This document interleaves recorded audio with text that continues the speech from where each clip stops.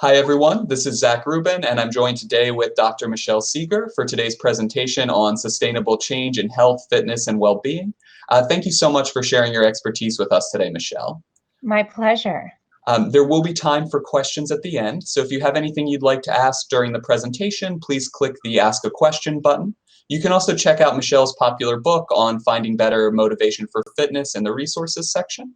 And I'll give a quick introduction for Michelle, and then she can get us started.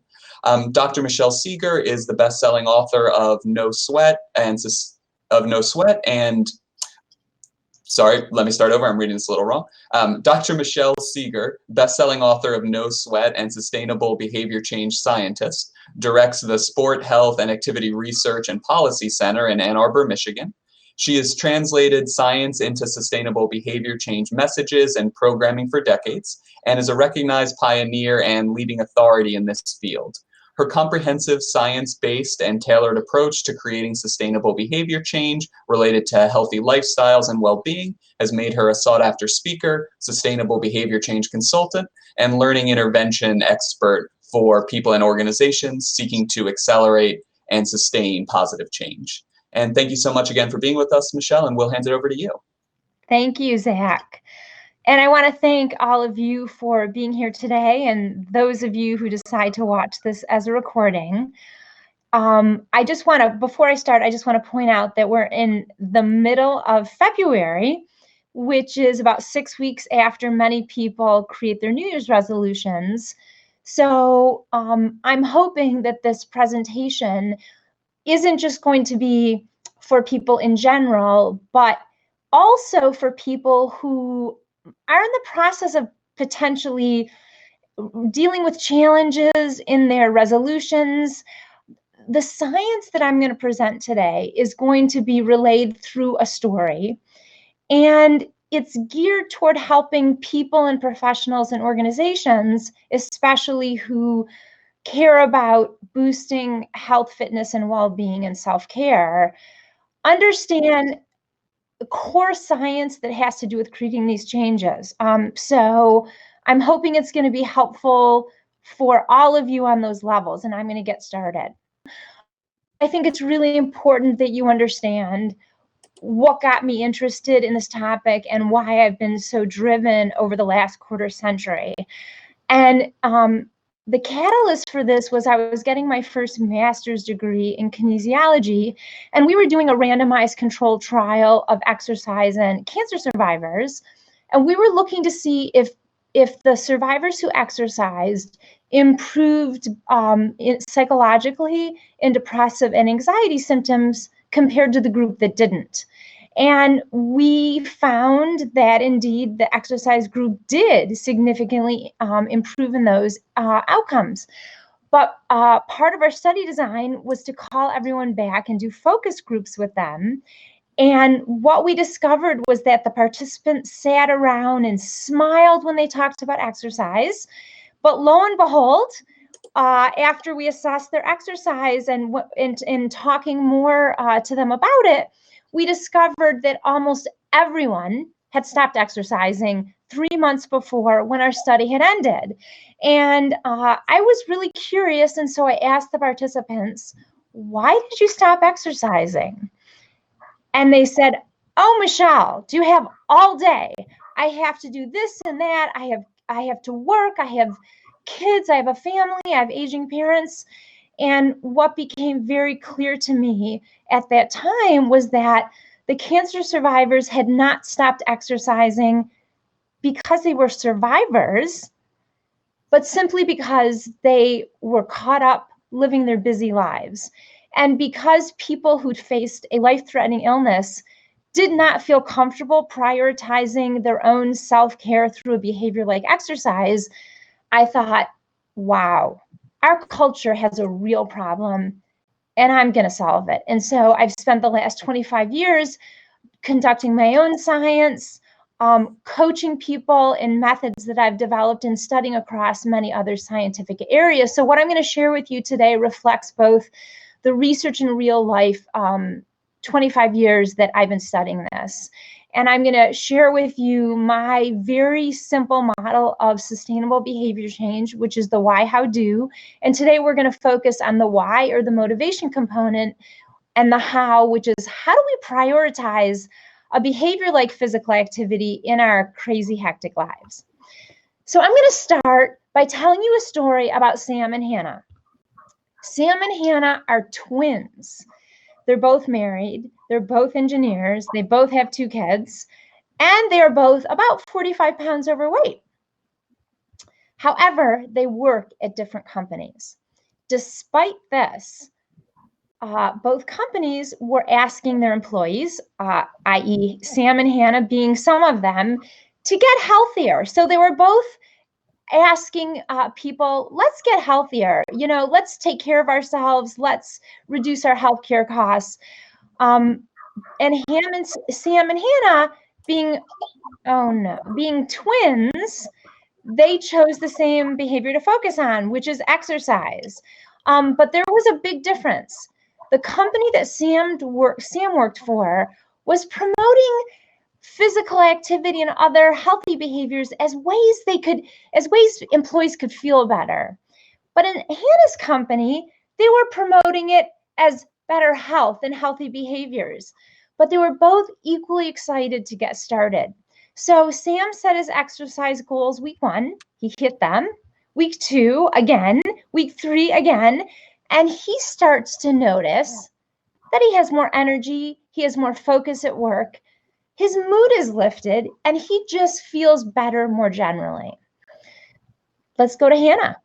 She had set kind of lofty goals because she was trying to lose weight. She's trying to drop out the weight that she put on after having a couple kids, and she was committed to this. And she thought, with the support of my organization behind me, I know I can do it this time. So she hit her exercise goals week 1, lost a couple pounds, did the same thing. Look at this. She's hitting 2, 4, 6. She's exercising 6 days a week, losing a couple more pounds.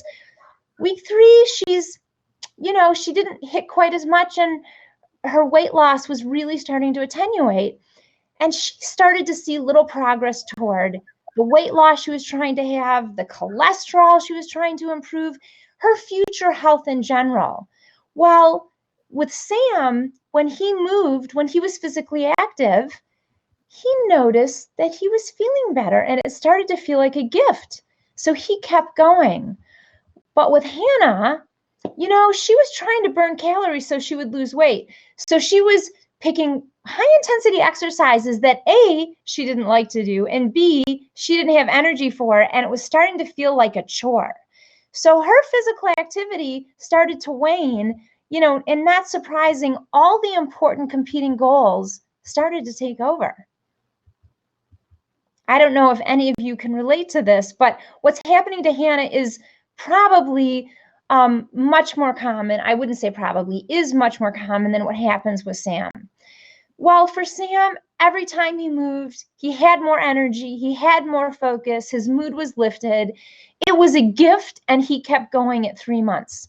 But for Hannah, physical activity never stopped being a chore, and eventually the competing goals just made her physical activity fade out.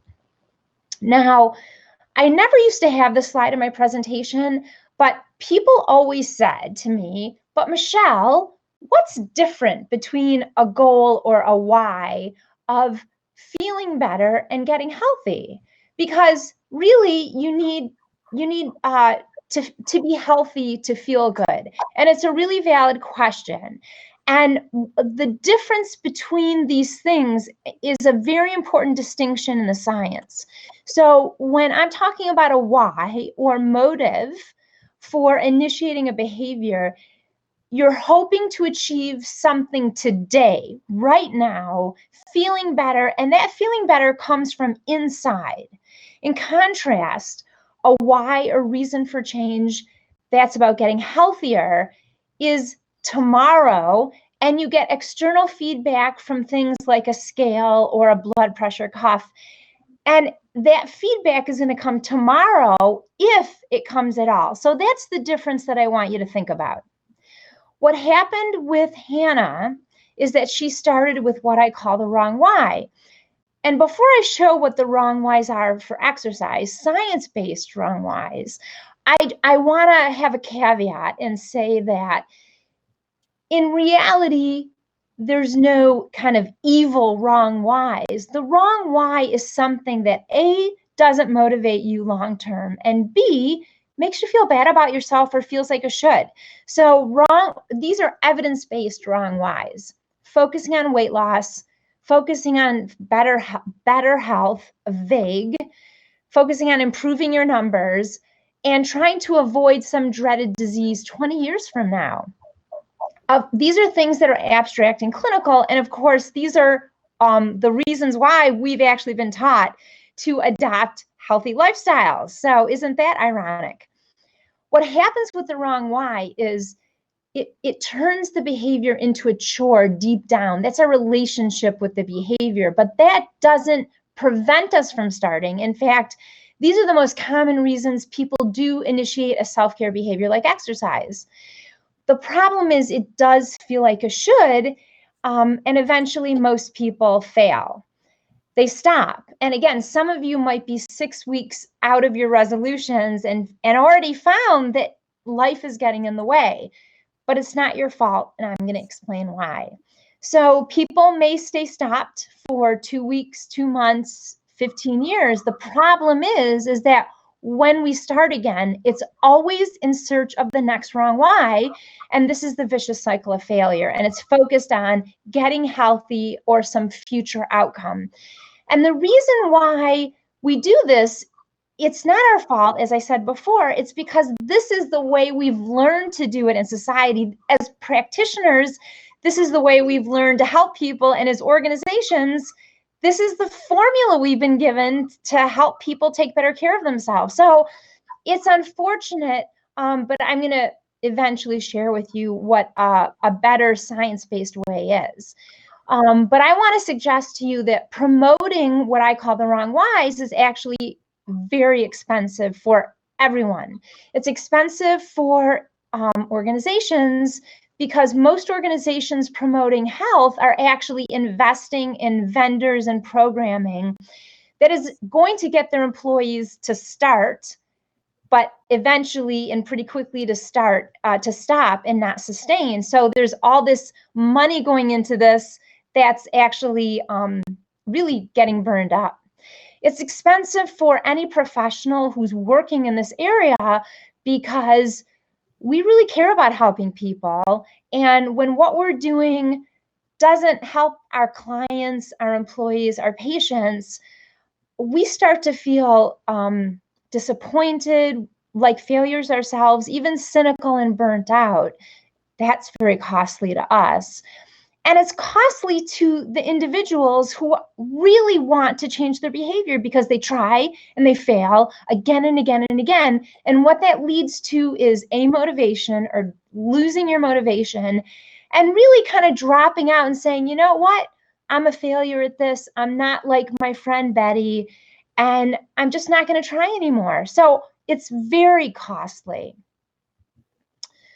But here's where we get to the part where the solutions are. And this is the motivation section. Most people, even academics, even professionals, have been taught that motivation is the ultimate resource. You're not motivated, you're not going to do it. You're not going to stick with it. But in fact, motivation is not the ultimate resource. And it is the result of something else, which is actually the ultimate in producing sustainable behavior changes. The foundation of it, and it's what I call the why. To explain this, I just want to say that when I refer to something as the why, I'm talking about people's reasons, motives, and goals for initiating self-care behavior like physical activity, changing your diet, trying to get more sleep, meditating more, whatever it is. And importantly, research across behaviors shows that not all whys are created equal. And to explain this, I'm going to go to a continuum from self-determination theory. Many people have not heard of this theory, but it's among the most potent in creating sustainable behavior change. To explain it, I'm going to tell you I've changed the names of the motives to make it more intuitive and consumer friendly. So let's start off with the least helpful motives. The black one is called no interest. Don't even talk to me about quitting smoking. I'm not interested. The two gray boxes, outside pressure and should do, reflect what are called controlling motives. And these motives exert pressure on us. Outside pressure, you do something, my doctor told me to, my parents are making me eat my vegetables, my coach is making me come to practice. And those are harmful motives for most people. They work for some, but the really worst motive, in my opinion, is what's called should do. And the reason why I consider this to be the most unhelpful and non-optimal motivation for initiating a behavior change is because it puts us in the middle. It's like we've taken this norm from society. I should be getting healthier. I should lose weight. Yes, I should do these things. I want to do these things. But it doesn't integrate or reflect who we truly are inside of ourselves. And so we endorse and we start, but it doesn't feel good and we stop. And that's why it's so bad, because with outside pressure, at least we like fully, feel like, gosh, I don't want to do this. But should do is like this false buy-in that keeps tricking us. And then we've got these two other motives on the continuum, which is I value. I do a behavior because I truly value it. It feels like it's part of my identity, or it simply feels good to do. Importantly, the further you go toward the orange motives, the higher quality your motivation is. And if you can think of motivation, which is kind of a clinical technical term, as gas, the higher quality gas you're going to have to keep going. So think about Sam and Hannah.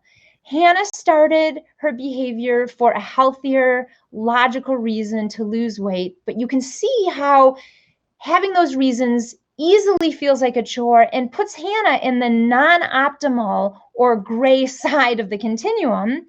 Whereas for Sam, he was focused on feeling better today, an emotional reason, and that makes it feel like a gift, which puts Sam and other people on the optimal side of the continuum. Now, what's really important to understand about this is that the context for initiating a behavior or learning about it, like an organization or your physician or nurse practitioner or your spouse, whatever it is, that context actually influences where on self-determination theory continuum you're going to be. And it's not that these things are mutually exclusive, but in general, you're going to fall in one place or another. It's either going to feel autonomous and a gift, or it's going to feel like a chore and like something you really would rather avoid doing. But this is where self-determination theory is not quite enough to help us solve the problem, because we already talked about the I value motive for behavior change as being optimal as a part of self-determination theory.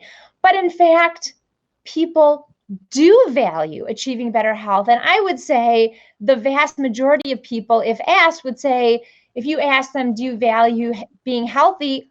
Most people would say, I do. Let me explain to you why this is a problem. So we did a study where we assessed why people were physically active. And I didn't say this at the beginning, but I'm using physical activity as the behavioral protagonist throughout this presentation and story. But a lot of the science I'm going to cover has to do with our core human nature. So I invite you to think about similarities and distinctions that might exist with other healthy behaviors, like changing the way you eat. Okay, back to the study. So we assessed why people were physically active, why they valued it. And in general, we found out that people, if you look at the graph, you'll find out that people had 4 primary reasons. One was related to weight and appearance. Another one was related to their current health right now. Another was related to aging in healthy ways. And the last one was daily quality of life. And as you can see across the top three values or whys for exercising, that people highly value these things and they equally value them. Now, the weight loss and appearance wasn't so much, but let's focus on those three. Well, we didn't just assess why they valued it. We also assessed how much physical activity they did. And what we found, if you look at the orange column on the right, is that people who were physically active to improve their daily quality of life right now did significantly more, between 20 and 32% more, in fact, than the people who exercised for whys related to health and weight. And if you look at what they said they valued, equal, right, except for the weight, and what they're actually doing, we see that there's a gap between, oh, yes, I think this is important, what I endorse, but what's really relevant and compelling enough to cut it on a daily basis. So I consider this between the gap between what people say they value and intend to do and actually their behavior and what they do. But this isn't my gap, because the behavioral science literature has been talking about it for over 30 years. But I think there's a way to close this gap, and it's through understanding how people make their decisions day in and day out. Why do we care about decisions? Because we care about sustainable behavior change. Sustainable behavior change is the outcome we care about, but it's not the lever that's going to achieve what we want. Sustainable behavior change is a result of a decision now and now and now and now, consistent decisions to practice a behavior. So if we want to achieve sustainable behavior change, we have got to understand what drives consistent decision making. So what's important to know, and many of you probably know this already, is that we humans have two different information processing systems in our brain. One is based in logic and one is based in emotion. And the logic part of our brain is analytical and rule-based. It's slow and it takes effort to use, compared to the affective, another word for emotion or feeling part of our brain, which is based in experience. It's very quick, and it works effortlessly. And think about how it works. Chocolate cake. Ooh, I want that. I don't even have to think about it. I approach it intuitively. And another opposite effect is, oh, that's my colleague who I want to avoid. Again, no thoughts. You just turn in the other direction. So understanding the distinctions between these two systems is crucial. And from a very high level perspective, the logic-based system necessitates self-control, and it depletes with use. It's also based in the future. Whereas the affective or emotion-focused system motivates unconsciously and is based in the right now. So we must ask ourselves, given what we just learned, what actually drives decision-making right now? And there was a study in the Journal of Consumer Research that was published a while ago now, but the findings from the study are pretty compelling, and I want to talk to you about them. But before I do, I want to just think about what types of self-care decisions do we make every day? So it's 6 a.m. in the morning or 7 a.m. Do I leave for my exercise class or not? I just want to point out that I'm hearing a lot of noise in the background, so I don't know if someone isn't muted, and if that's possible to do. But I'm going to keep going. Another self-care decision is, I'm hungry. What snack am I going to pick? A third is, it's 11:30 at night. Am I going to choose to stay on Facebook or go to bed because I know that I don't feel well when I wake up? These are self-care decisions that we have to make every day. Well, the study I was just talking about wanted to understand what drives those decisions in the moment. Is it how I feel about the outcome I'm about to experience, or the usefulness or utility or functionality of that decision on my life? And what they found is that how we feel about an outcome, how I feel about that spinning class that I'm going to go to in 10 minutes, beats out the usefulness of that spinning class that I thought it had for me when I signed up for it on New Year's Eve 6 weeks ago. So feelings beat out the value a behavior has for us. Feelings act as information in the moment. So to support this idea that came from this other study, I want to tell you about a few other studies. The first study comes from teenagers, and it was a text messaging study.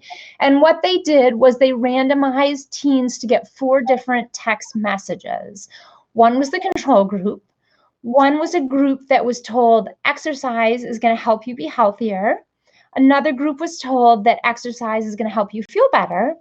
And a third group was told exercise is going to make you healthier and help you feel better. Well, you won't be able to answer this, or I won't be able to hear you. I'm going to ask a question anyway. Which group do you think did the most exercise? And the answer is the group that was told exercise is going to help you feel better only.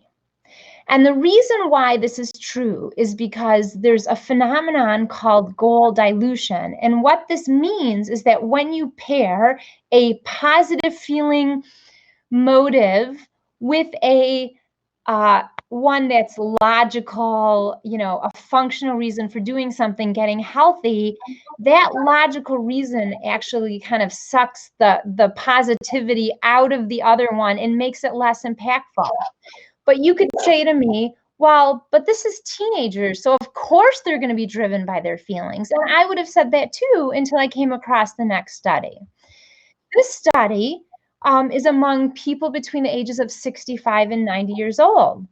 And they looked at what are called outcome expectations and whether people in this age range exercise more if they valued it for a bunch of reasons, but we're interested in the difference between health and feeling good. And what this study found was that only feeling good expectations from exercise drove exercise at 6 months and 12 months after baseline, not better health. Again, it's kind of surprising because at this life stage, health is really become salient. People are getting ill and developing diseases. Friends are dying. So it's surprising that even among people in this life stage that feeling good is the driver, not getting healthier. And finally, the group that you'd think would be super motivated by better health are people who have a chronic illness because they already lost their health. But in fact, research from one of the leaders in chronic disease management, who unfortunately is no longer with us, Noreen Clark, was quoted in the Wall Street Journal as saying the following: "Quality of life is the most important factor in motivating people to deal with an illness. People aren't motivated to follow their clinical regimen if it doesn't improve the way they feel and function and manage day to day." So how people feel and function is the motivator, and that's really important to think about. So think of feelings as the now decider. And to bring this into an anecdote or story, I want to share with you something that Jane Brody wrote in the New York Times after interviewing me. And here's what she said: "If you ask me why I exercise, Michelle, if you come upon me on the street and ask me, why do you exercise, Jane? Well, weight control would be my first answer, followed by a desire to live long and well." These are logical, future-oriented reasons. So you might be saying, well, what is Michelle going to tell me now? Because Jane said she's exercising for these reasons. But in fact, she had something else to say. She said, but that's not what gets me out of bed before dawn to bike to the Y. It's how these activities make me feel more energized, more productive, more engaged, and yes, happier. better able to smell the roses and cope with the inevitable frustrations of daily life. So let's think about the difference between why we do something, why society has taught us to do it, get healthy, lose weight, age well, and what makes us decide day in and day out to do the behavior. They're different things, as Jane's quote shows really clearly. So, key takeaway: emotions powerfully, predictably, and persuasively influence decision making. But what are we really talking about here? I've been talking about motivation science, brain science, but I want to suggest this is just marketing insights. We could have skipped all that science and just thought about, how do effective marketers hook us? How does Apple hook us? They don't say, buy our products so we can get rich and have, so we can become $1 trillion company and have, a high amount of market share. They figure out, how can I make my products super cool and interesting so that people want to buy them? So that's the way marketers think. But those of us in health promotion haven't been trying to teach people like you, or if you're a health promoter, we haven't been taught to think like marketers. So what's the flip side answer? And it's targeting the levers of success, which is the right why. Let's look at this in contrast to the wrong why. The right why, science-based right whys for physical activity are doing it for immediate reasons like fun, more energy, better focus at work, having a lifted mood, connecting with others. These are things that are immediate rewards right now. And in contrast to a behavior that feels like a chore when you start it, when you start with the right why, it feels like a gift. And instead of a should, who doesn't want a gift? We want a gift, and we succeed because every time we do the behavior, we get this immediate reward. So it's the gift that keeps on giving. And this is the successful cycle of motivation. And it's based on the idea that when we understand that a behavior can help us feel better now, we are going to stay motivated to do it. So this notion could be referred to as reward substitution, which is a behavioral economics term. And I'm not going to go into it right now just because of time, but the idea is that we can convert a future distant logical reward in the way we think about something for the immediate energetic feel-good rewards it brings.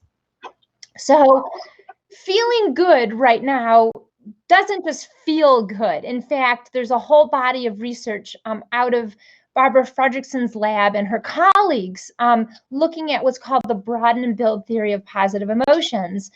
And this theory, and again, substantial research shows that when we have momentary experience of positivity, smiling, energy, anything, that it basically broadens how we feel psychologically and our own physiology. And over time, those momentary broadenings actually help us build better lives, better health, better careers, better and higher quality relationships.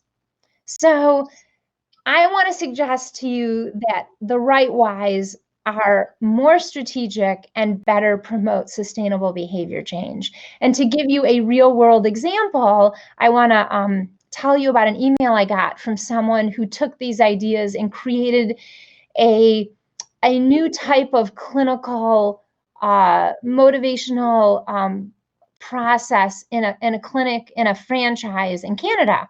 And here's what she said to me, that she implemented a program based on the concepts in my book. And she emailed me a year later and told me changes in their patient retention. And they found that 6 months after a patient joined or started going to their medical fitness facility, that their retention increased from 51% to 84%. And 1 year after joining, the retention increased from 38% to 71%. And If you work in any sort of health promotion or intervention development, you'll know that those changes are really huge. So this wasn't a randomized controlled trial by any means, but it's an example of how when you help individuals, patients, employees focus on the right whys, it's very powerful. So now we're going to shift really quickly into the second part of my sustainable behavior change model, which is about prioritizing. And we're going to go back and check in on Sam. So, at 3 months, things were going really well for him because he was in this cycle of successful motivation. But at 6 months, the road is closed and Sam is looking very unhappy. So this might be surprising to you, but let's think about this. At 3 months, Sam was scheduling healthy behaviors, but 6 months later, life took over like it does. And for some of you, 6 weeks after resolutions, life takes over. Well, what's really going on? We've been talking about health behavior change, but I want to suggest to you that it's something completely different. It's different than eating more broccoli and getting 8 hours of sleep and exercising 30 minutes 5 days a week. I want to propose that what we're talking about is self-care, or how we tend to our own physical, mental, and spiritual needs.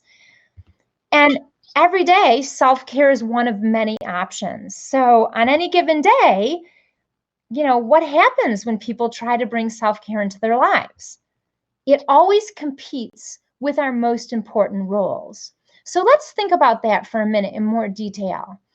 Sam started choosing helping with the housework, getting his email inbox to 0, something I never achieve, and the kid crisis. And why is he choosing these things? Because these are the things that help him be a better partner, professional, and dad. These are the things that matter most to Sam. So what happens is that self-care gets locked out by what matters most. So how do we unlock the door to self-care? We have to give ourselves permission to prioritize it. But this is easier said than done. And if you think about it, that's what happened with the cancer survivors in our study. They were able to give themselves permission to prioritize exercise for us, the researchers. But once it came down to their own priorities in their daily lives, when our study ended, they did not give themselves permission. So this is truly a deep issue. Sam, like most people, and maybe you want to schedule your self-care, but you need to prioritize what matters most. So how do we help Sam, and how do we help ourselves give ourselves permission to prioritize self-care? Well, let's think about how this works. How we've been socialized or educated leads us to have certain beliefs, which creates our sense of self.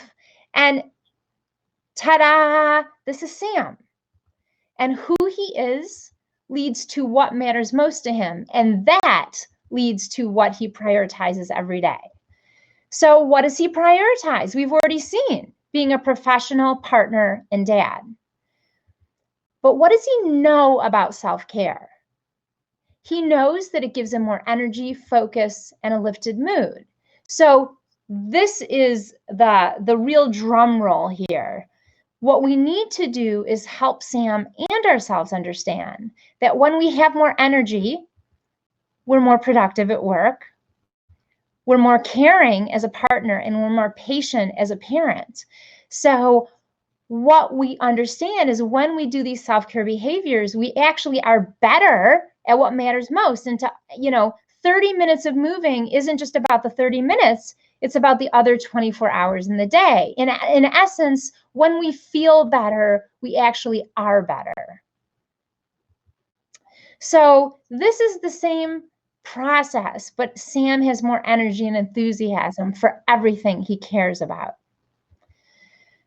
Understanding this, now Sam can legitimize spending time in self-care. So this takes us to the third and final cycle, which is based on the idea that we initiate a behavior. We deeply understand that when we do that behavior, it helps us be a better partner, parent, professional, friend, volunteer, the things that matter most to us. And over and above being a gift to ourselves, it becomes essential fuel. And more than simply wanting to do it, it becomes a need, which enables us to sustain it, because every time we do it, we are fueling, and we know we're fueling the things that matter most to us. And this is the sustainable cycle of self-care, and it's based in the idea that we understand that a behavior isn't in isolation, that it actually helps us be our best selves. So it's more than just a cycle of sustainable behavior change. It helps us expand and build our lives. It helps us achieve well-being. What does well-being mean, actually? It's this word that everyone's talking about. Well, it's being ourselves well. That's what one of the definitions of being is. It's the nature or essence of a person. So well-being means being ourselves better. So the sustainable path of well-being or of self-care is actually the path to well-being, or being ourselves as well as possible. In contrast to the wrong whys, when you think about everything the right whys do, it's actually much more cost-effective. So how did Sam get here in summary? He gave himself permission, and he went from considering exercise as a chore before he learned how to think about it differently through his organization, to thinking of it as a gift that helps him feel better and turned it into a want, to essential fuel that self-care helps him be the best he can be at everything he cares about, converting the behavior into a need. So when we think about all of ourselves or the populations we work with, how do we help? How do we operationalize these ideas in real life? And as I'm kind of winding down, I want to summarize with a couple of key points. I was giving a lecture, not unlike this, over the internet at Harvard. And, I could see people in the classroom. And at the end of my lecture, a student who was clearly dissatisfied with what I had to say raised their hand and said, "But Dr. Segar, don't I just need an app for all this?" And, in today's app crazed world, that's a really fair question. And to explain how I answered this, let me get you to think about something. So the do, which we did not have time to talk about, is the tip of the iceberg. And if we think about an iceberg, it's the bottom of the iceberg that winds up derailing people. It was the unseen part that got the Titanic. We don't see it yet. It undermines and hits us and detracts from what we want to do. And if we put the why, how, do model in it, it's the bottom part. Why we do it, how we prioritize our self-care, the things we don't really talk about and see, that is the core of whether we sustain it. And apps and the do, they're part of the equation, but they're the tip of the iceberg. So for sustainability, our ultimate goal is not to change behavior. It's not the do or getting any specific app. It's helping ourselves and others internalize the value of why we're doing that behavior into our sense of selves and lives. So if we think about this as a 2x2, we've got high quality motivation on the top and low quality motivation on the bottom. But then we have the prioritization. And when you look at this 2x2, clearly the sweet spot is having a behavior feel like a gift and also considering it a high priority. So thinking about, how do we get Hannah to where Sam is? Let's think about the why. How do we shift Hannah from feeling like exercise is a chore into a gift? Well, this is not rocket science, right? Gifts are clearly better than chores. Now let's shift quickly to how do we help her prioritize it more? Well, we need to help ourselves, just like Hannah, think about what we do is fuel that drives us every day. we have to give ourselves permission, which actually is easier to do when our employers, clinicians, and other support systems and structural parts of our lives actually say, hey, Sam, I really care about you doing this, and I'm going to support you in this process. This is an example of what a CEO said in an interview about this very issue. She said, we make sure people know that taking care of themselves is a priority, and that when they do, they're not just helping themselves, but they're helping our company as well. And this is a big stamp of permission when a CEO says this. So what we need to do is we need to start generating new norms around why we're initiating self-care behaviors. We can do it online, we can do it with our families, we can do it at our organizations and with our patients and our doctors. In sum, it's really important for you to remember that emotions, or how we feel about these behaviors, powerfully, predictably, and persuasively influence whether we decide to do them day in and day out. Or in other words, what sustains us, we sustain.